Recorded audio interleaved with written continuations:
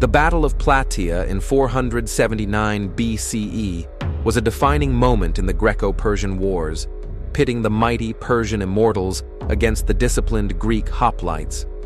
This confrontation marked the final chapter in Persia's invasion of Greece and showcased the resolve and unity of the Greek city-states.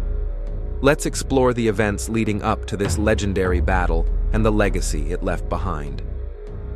The Persian Empire, under King Xerxes I, was the most powerful force in the ancient world.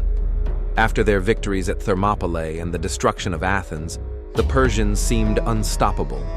However, their defeat at the Battle of Salamis in 480 BCE was a turning point. Xerxes retreated to Asia, leaving General Mardonius in command of a sizable force to subdue Greece once and for all. The Greek city-states, traditionally divided and often at odds with one another, came together in a rare display of unity.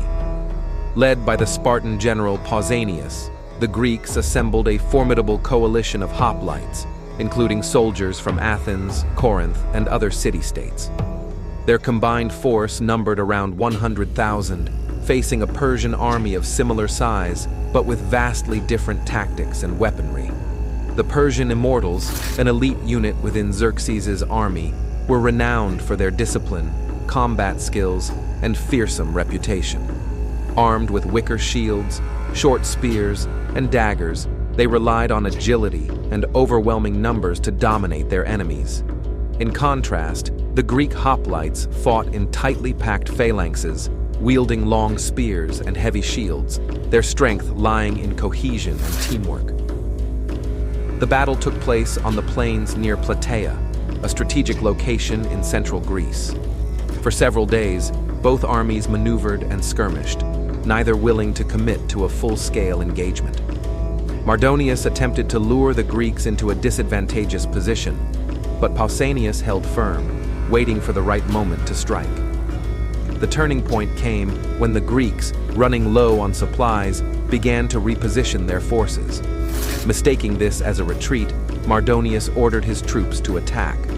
The Greek forces, however, quickly regrouped and counterattacked with devastating effect.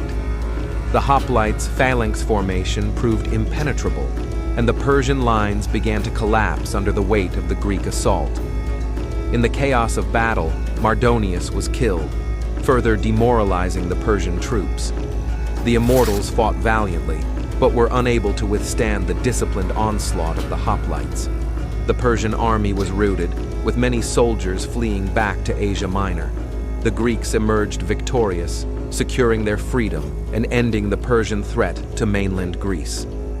The victory at Plataea was a monumental achievement for the Greeks. It marked the end of the Persian invasion and the beginning of a new era of Greek dominance.